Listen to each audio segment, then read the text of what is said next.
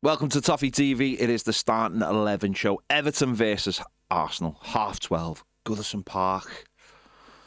Ooh, only four left. Only four left to go at Goodison. Obviously, this is a big game. Everton got to get back to winning ways. Feels like it's been a while now since we won a game, but certainly don't want to lose this game. But it'll be tough. But Arsenal are definitely there to be beaten.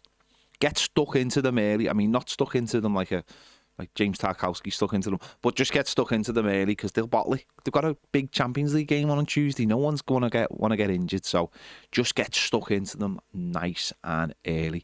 Right, let's get into it. Jordan Pickford feels like he hasn't had a clean sheet for a while, and that's your starting basis, isn't it? That is your starting basis for winning a game of football, trying to get a clean sheet. Be difficult. Arsenal, we know, are a good side, but Pickford might have to be at his very best, but let's hope he is. Back four, Jacob Brien continuing at right back. Thought he had a decent game on Wednesday night. So he continues there. And obviously, Arsenal have a lot of pace on the wings. Martinelli playing as a real wide forward will make it difficult for him, but hopefully he's up to the task as he has been so far. On the other side is Vitaly Mykolenko, obviously played on Wednesday night after some doubt over injury and had a very, very good game against Salah, kept him very quiet. He's going to, he could be up against Saka again. Did well against him in December, and we'll need him to do well against them again because obviously he is Arsenal's talisman. He is their major threat, and obviously came back with a goal on Tuesday night, so he will be looking to do that again. So Mykolenko hopefully can keep him quiet, and the two centre backs, obviously James Tarkowski and Jared Branthwaite. Obviously, listen, there's been so much talk about Tarky this week, and that's rolled on now to the club having to put statements out about death threats and stuff, and it's just ridiculous. It's a game of football. What he did was wrong. He knows it was wrong. The manager said it's wrong. He should have been sent off by the letter of the law, but he wasn't. He wasn't. And actually, after that happened, he kept his head really well and played well for the rest of the game. And so you just hope, again, that's out of his head now, and he just gets on with it and hope that there's no sort of lingering hangover from the officials because they've got one wrong. But I think for Tarky, what it is just to have a good, really good game. Bounce back from that and prove, all of the doubters or anyone out there who thinks he's a thug and that. James Tarkowski is a good player, consistent player, and if he just keeps that in mind, obviously can't do something like that, and certainly can't do something like that a few days after you've already done it, because all eyes will be on the referee if Tarky makes any kind of tackle, any kind of follow through. So just play the game. Do your job, and hopefully it should be okay. And obviously Jared Branthwaite, who I thought did well on Wednesday as well. Obviously that's our best partnership back there. Into midfield, Adesanya Gay obviously has that consistency, and we'll need it. Again, he'll be winning tackles, but also calm on the ball pretty much most of the time. Creates a little bit of space for himself, so no doubt about him. James Garner next to him is the one where I think, if there was another player available in that role, I'd actually would have changed them, but there just isn't. I know Timmy Abunam, and you could maybe put the Corey deeper. And that's maybe what David Moyes might do. We might put the Corey deeper. I don't think Timmy Abunam's quite ready for that start yet. I don't think he's done enough coming off the bench, and he's only had little moments when he's come off the bench.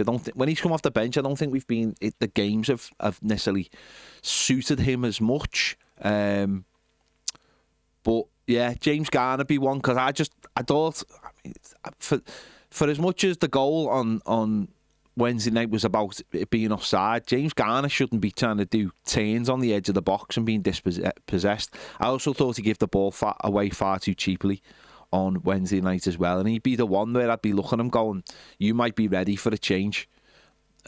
He's done well since he come back from his injury, but I do think that he has to go up a level if he wants to be in this Everton team going forward. If Everton are going to improve, he either has to improve or we change him.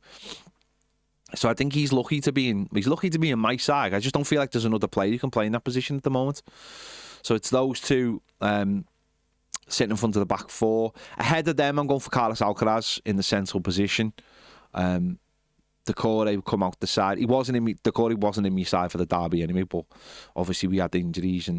But the manager spoke and said that he's trying to fit Alcaraz and Decore into the team because he feels like they're both good players for the side. Fair enough. That's how he sees it. Decore, I think, is starting to become diminishing returns, but equally he could start this game and get a goal and have a really good game. That's Decore for you. It's just, I feel like maybe it is time for a change in there, and you get Carlos Alcaraz in there and allow him to play central because that's his best position. Again, is he responsible enough to play that defensive role? Well, maybe you need a little bit more at home. I don't know. On the right-hand side, I'm going for Armando Broja. Again, he's one who's come back, had from the injuries, had a little bit of game time. Didn't think he offered that much on Wednesday night, but I think on that right-hand side, listen, will he get up and down? Will he help? Will he help? That's the question. But I've seen Jack Harrison enough to know that, yes, he'll do that, the defending bit of it, but going forward, you just need a little bit more, and maybe at times you need to say, no, you're going to have to stop us today. And I think Broja's played that position before. He's played that position for Everton, and he's played that position for his country. And I think, at Southampton, he had spells out wide as well. So I'm going to go for him on the right-hand side, just to freshen it up, give us something a little bit different. And on the left, I'm going for Njai. I came for him the other night, and that was more just me hoping rather than anything else. He did look a little bit rusty when he came on the pitch against Liverpool, but we weren't really getting any of the ball. He was on for 25, 30 minutes or so. So this playing at home, starting the game, getting up to pace with it as the game comes alive, it can be difficult sometimes coming on when you've been out for a while. So I'm starting him on the left, and that's a very interesting three behind the striker. I'm going for Beto again. Beto, I think it's time for him to put the ball in the back of the net. It's all right going, he's missed one, but remember he scored goals. This game against Liverpool, first half he was excellent, but he should have scored. And that's the way you got to look at it, because I know that's how people would look at our other strikers. They'd look at it like that. You've got to score. If you get chances, you've got to score, especially when you're only getting 2 or 3. So Beto up front, we've got to see either him score or create opportunities for other players. And have that chaos factor that maybe the other strikers that will certainly Schmidt mightn't have just yet.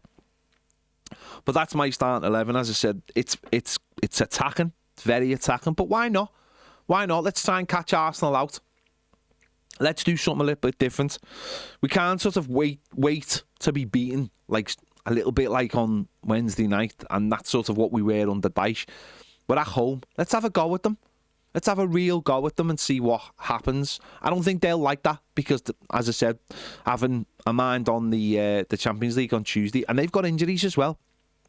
And they'll be thinking about that, and Arteta will be thinking about that. So let's get into them nice and early. I mean, 12:30 is early, so let's get into them nice and early and try and get those 3 points. So that's my starting 11. Let me know your thoughts in the comments. You agree, do you disagree? Who would you play against Arsenal? Make sure to check out the match preview as well with Baz and myself and all of the content after the game. Thanks for watching. See you later.